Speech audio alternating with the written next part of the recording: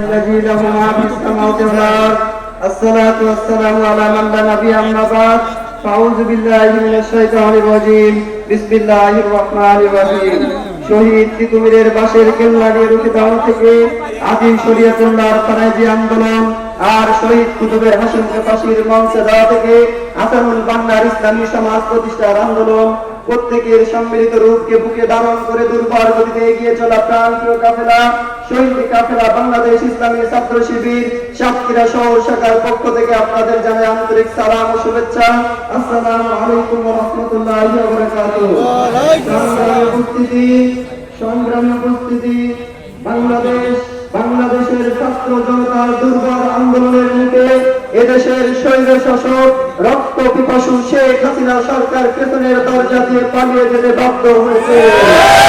সংগ্রামী উপস্থিতি, কেমনে থামাবো বলো এই ছাত্র জনতার গণদল? কেননা পুরো বাংলাদেশ তো সুন্দরবন, আর এই বাংলাদেশের প্রত্যেকটা মানুষ তো বাঘের মতো।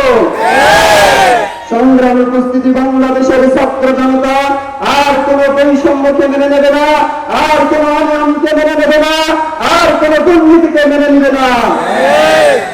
এদেশের দিকে যদি কেউ বাঁকা চোখে তাকায়, ইসলামী ছাত্র শিবির ছাত্র জনতাকে সাথে নিয়ে তাদের চোখকে উগড়ে ফেলে দিবে। প্রিয় উপস্থিতি, এদেশকে নিয়ে যদি কেউ ষড়যন্ত্র করে, বাংলাদেশের মানুষকে সাথে নিয়ে তিতুমিরের বাঁশ নিয়ে এদেশের মানুষ ডান্ডা দিয়ে ঠান্ডা করে দিবে ইনশাআল্লাহ। তোমরা আমাকে ভয় দেখাতে আসো, আমাদের তো ভয় দেখাতে এসে আজাদিল পিছন দিয়ে পালিয়ে চলে গিয়েছিল।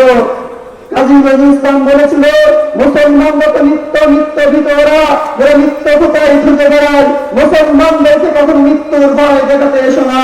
প্রিয় উপস্থিতি, 1969 সাল থেকে 1979 সাল পর্যন্ত রাশিয়া সরকারের সেনাবাহিনী গিয়েছিল আফগানিস্তানের সাথে লড়াই করতে। সেখান থেকে তারা ল্যাস গুটিয়ে যখন পালিয়ে এসেছিল, তখন সেনাপ্রধানকে রাশিয়ার প্রেসিডেন্ট বলেছিল, তাদের কাছে তো কোনো অস্ত্র নেই, তোমাদের কাছে এত মারণাস্ত্র থাকতে কেন তাদের কাছে তোমরা বারবার পরাজিত হচ্ছ? তখন